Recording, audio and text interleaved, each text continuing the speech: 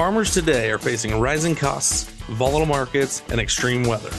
The Better Way to Farm podcast digs into strategies to help you take control of farm inputs and maximize profit so your farm can thrive for generations.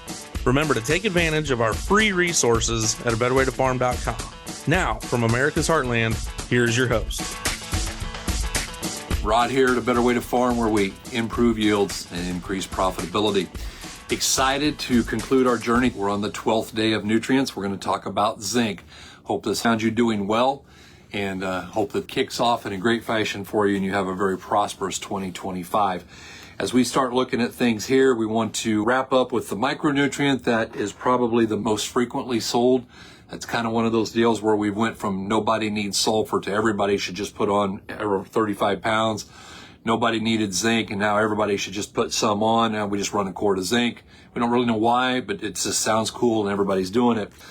Let's go through here, see what we can learn about it, and then talk about how to figure out how much we want to use, if any, and why. What are the circumstances in which we would need to apply zinc? I start out with Life and Energy in Agriculture, and he has something here. And guys, I hope that you haven't agreed with everything that I've said through this. Our goal here at A Better Way to Farm is not to have you agree with everything we say. It's to make you think and to make you ask questions. And so hopefully that's what we've accomplished. And this is something that's got me asking questions right here. I'm not even for sure what I think about it. But another case worth mentioning is that of zinc. Zinc has become a highly recommended trace element by the experts and institutions. The response that follows the addition of this element is illusory. Zinc applications may cause a deceptive visual change in the desired crop, but zinc applications per se do not improve the quality of the crop. The supposed zinc deficiency symptoms are often actually nitrogen deficiencies caused by a phosphate deficiency. Nitrogen is an electrolyte, and so is zinc. Therefore, its application corrects, in quotes, symptoms, but not the cause behind the cause. There are cases where very depleted soils are where they're truly deficient and where it needs to be added. He goes on to talk about tissue testing, and I think that's a good idea.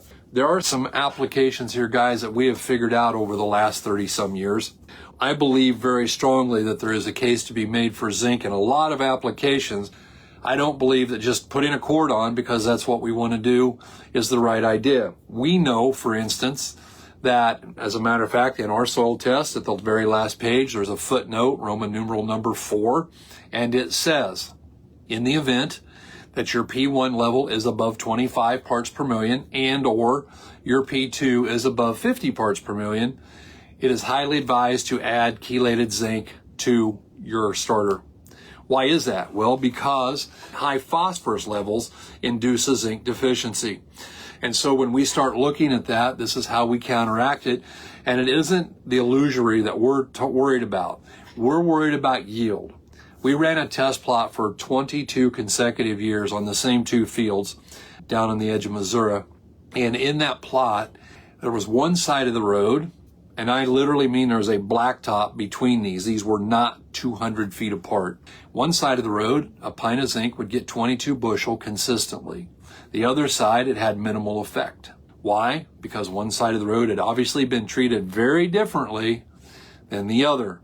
And I say all of that to say, because that's what the soil test showed. The soil test showed it was really needed on one side, not needed on the other. That's how we're going to determine what to do. It isn't based on what I'm feeling like that day. It isn't based on how much commission your salesman needs. It isn't based on everybody's doing it. That's the worst reason in the world to do anything. It's based on what does the test show? What does the soil test show? What does the tissue test show? That's how we're going to determine whether or not we want to put zinc on or not. Going into the Midwest Handbook, and I want to hit this again. I've already talked about it. I want to say it again, guys. This is about all micronutrients, and I hope you internalize this and carry it with you. A high percentage of the micronutrient requirements are taken up during the first third of the growing period. And therefore, we need to apply these micronutrients before or at planting. Obviously, we're in favor of at planting. In the event that we can't do that, we're in favor of a very quick foliar feed. Somewhere in there, right at that V3 stage, is where we're going to start looking at doing that first foliar work to get those micronutrients in there. But we believe in a strong foundation. And as you guys know, we're not in that high pH, high organic matter, high CEC soils. We've got some issues there. Zinc is the only micronutrient that we would probably apply in with the starter in that situation. And even then, we're probably only going to put in a pint. No matter what our need is, we're going to come back and do the rest foliar. As we look at what they have to say about it, number one, zinc availability decreases as your pH goes up. At a 5.0, the availability of zinc is very high, and the availability decreases as the pH goes up to the point of 9, where it becomes completely unavailable to the plant. Zinc deficiencies may also be found on acid soils that are low in total zinc, may be found on soils that are high in phosphorus. We talked about that. May be deficient where soils have high organic matter and where the subsoils have been exposed by land leveling practices. Zinc deficiencies are also prevalent, just like manganese, in cool, wet weather in the spring. And so we want to make sure that we're doing everything we can in order to help that plant get a good start, and that involves row placing these micronutrients. We learned yesterday that manganese is actually important for emergence, and we know that zinc is important for that plant to get a healthy start as well. Zinc is essential for the transformation of carbohydrates and the regulation and consumption of sugar in the plant. It forms a part of the enzyme systems which regulate plant growth. In other words, it kind of works as a plant growth regulator, and that's important, and we don't want to be deficient in it for those reasons. They go on to talk about zinc here. One of the things that we want to take a look at is here, what does it look like in different crops? And according to Midwest Labs, in alfalfa, your plants may become stunted and show dieback. In corn, the leaves might show light striping to overall whitening of the leaf tissue between the edge of the leaf and the midrib. Plants are also stunted with shorter internodes, so you're getting shorter internodes on your corn. In cotton, internodes become shortened and the plants have a bush appearance. Leaves will become thick and brittle and may start bronzing and have chlorosis. In your small grains, for those of you growing all of the small grains, tips and the margins of the older leaves will become gray in color, and other leaf tissue may be a bronze green. And in soybeans, of course, the leaves are small with yellowing and bronzing between veins. I had a good friend, Bill, who taught me early on. One of the things that he would look at in our plot is he'd walk through and he'd go, you had zinc here because the leaf is so much bigger. And he was absolutely correct, and he could call that every single time. And it was always a lot of fun to work with him and to learn from him. I appreciate what he's done in my journey as we've went through all of this learning. In the fertilizer handbook, and one of the places that they start here says that, again, availability of zinc to plants decreases with the increasing soil pH. Climate factors also affect zinc response, including temperature and moisture. Zinc deficiencies are more severe in spring on cold, wet soils that have marginal available zinc. Crops susceptible to zinc deficiency include corn, several bean species, cotton, flax, many fruits and nut crops, and some of these varieties are even more susceptible to zinc deficiency than others. And they talk about what these zinc deficient plants will usually mature later than a normal plant. Guys, everything we do by doing the right thing speeds up maturity. We want a long fill period, but we want that crop to get physiologically mature. And so we're going to go in here and do what we can about that. And one of the things they talk about for those of you that grow sorghum, typically in sorghum, there is no visual symptoms, but your seed production is greatly reduced. Had a grower locally here who I know very, very well, won the grain sorghum contest a few years ago in the state. And one of the keys was he did the soil test. He did all of the micronutrients correctly, and it paid him great dividends as he launched off into that, knowing that that zinc increased the size of that grain. Another thing that they talk about with the nutrient interactions would include this. Excess copper may adversely affect iron, manganese, and zinc. And zinc and iron are antagonistic to one another, and excess copper tends to affect it also. Phosphorus. We know that high levels of phosphorus induces zinc deficiency on low zinc soils. That would be out of the fertilizer handbook, guys. And we know on our own applications that having that zinc in there, if we have a P1 above 25 and or a P2 above 50, we're going to make some money by putting that down. Out of our little yellow Western handbook, they're talking about the deficiencies. They said, first of all, zinc is apparently linked with iron and manganese in the formation of chlorophyll. And here's your symptoms of a zinc-starved plant. Terminal leaves are abnormally small, a condition referred to as little leaf. And some plants have mottled leaves with necrotic or dead areas. And so those are some of the things that we're looking at when we start saying, okay, what are these deficiency signs? That's what we're looking for, is that necrotic area.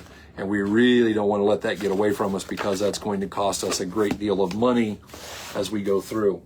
Talking with Don Schriefer here and From the Soil Up. And he says that we have set the desired soil levels for zinc at 6 to 8 parts per million. 6 will normally be adequate and is a good minimum level for which to strive. If you get that table 167 from Midwest Labs, they'll show you what is very low, low, medium, high, and very high. And that 6 to 8 range is really where we want to strive for and make sure we're getting there. Basically, he says there are multiple methods for satisfying the zinc requirements. We can broadcast it, we can add it to a starter band, or we can add it as a foliar feed. Obviously, putting it in a broadcast application is probably not going to be the way you want to do it, because it's such a low volume and the odds of it finding the roots are pretty low. Note to self, never add a sulfated product like a zinc sulfate to a liquid phosphate. You will end up with a gravel-like precipitant. Another method of supplying zinc is to add it to the starter fertilizer. Banding concentrates a material requiring less to do the job. And so, guys, that's kind of the key. That's why we want to row place everything. We want to be as efficient as what we can, and banding is always the right way to do that. When we are making sure we're putting it on in the right form, it's why we like our 100% chelated 9% zinc, because we know it's going to get into that plant right away, and we want to make sure that we're meeting that need from the get-go. Another method of supplying zinc is through a foliar application. Foliar application using liquid forms designed for this type of application is an excellent method. Guys, we believe strongly in foliar feeding if we have done everything else correct. And that is really the key, is that we want to make sure that we're doing the foundational things first. Those foundational things are soil testing. Those foundational things are using a good row place starter with an orthophosphate. Those foundational things are putting on micronutrients, not based on some shotgun approach, but based on the science of a soil test with the proper extraction methods. Guys, if we're using the wrong extraction methods, we're literally working blindfolded. And we want to make sure that we're doing that. And guys, I've not said that during this series, but I want to tell you one of my phrases that I really hate in this industry is the term try some. When I come to you and I say, hey, why don't you try some? What I'm saying is I need some commission, and why don't you try some of this and just see how it works? That's not scientific. We don't want you to try some. We want you to use the soil test and figure out exactly what you need and do just that, no more or no less, because we know with a high degree of certainty that you're going to get a positive response when you do it that way. Talking here, looking at Neil Kinsey's hands-on agronomy, but consider what happens if nitrogen is oversupplied. First of all, too much nitrogen can induce a zinc deficiency, among other things. Zinc is instrumental in moisture absorption, and therefore it takes more water to do the same job in, say, corn production. Guys, so we got all kinds of things working together for us or against us. Too much nitrogen, what's it do? Creates a filling up of the stock. We don't get that flow of nutrients that we need. It creates a lot of different deficiencies, including copper, because it ties it up. And it also messes with the zinc. And guys, we need that zinc because being short on zinc makes us need a lot of extra water. I call it luxury consumption. When we don't do the right things, our plants drink and drink and drink, and they need more water than they should. And if we want to be using that every drop of water that we get, and as we get into these areas and times when it seems to be that we have a drought every season at some point in time, then we want to be taking a look at what we need to do the right things in there. And using zinc as needed is a big one. Not overusing nitrogen, that's another big one. Not talking about just zinc, but all micronutrients. Again, reminding you that if a sign or a symptom of a trace element deficiency is strong enough to be visible, it is too late. We have already lost a significant amount of yield, and we don't want to do that. We want to diagnose that hidden hunger before it becomes apparent. He goes on to say that zinc is probably the most universally helpful of all the micronutrients audited by a soil test. When it is short, it does adversely affect that moisture absorption in the crop. Same thing that Don was talking about in his book. Again, what does it look like? In corn and sorghum, you may have interveinal chlorosis and shortened internodes and crinkled leaves. In soybeans and dry beans, you're going to have interveinal chlorosis. And so a lot of times, again, guys, in that sorghum, you don't really get a visual of anything other than you just get a reduced grain size, which obviously is the absolute last thing we want when we're trying to grow good milo. Micronutrients respond best when calcium is in that 60 to 70% range and magnesium is in the 10 to 20. And so we want to try and have those both correct. And calcium, of course, impacts everything else that we do. We want to be doing it correctly and putting it on at the right amount, the right time, not overdoing it, not underdoing it. And guys, honestly, I really don't like the phrase, I can't afford to lime. I really believe that we cannot afford not to lime. I would put on lime before I broadcast other nutrients, because it's going to make those other nutrients even more available and more usable. And zinc aids in the absorption of moisture along with potassium. Think of zinc in critical moisture situations. It helps transform carbohydrates. It regulates plant sugar use. It plays a role in enzyme system functioning as well with the plant growth regulators that are normally present in a plant and protein synthesis. Guys, here we are again. It's sexy right now to talk about PGRs and bugs in a jug and all these different things. But before we get into those, and there's a future for all of them, I'm not saying that there's not, but before we do that, we need to correct these other things. And getting these nutrients right is going to make a huge difference in what happens.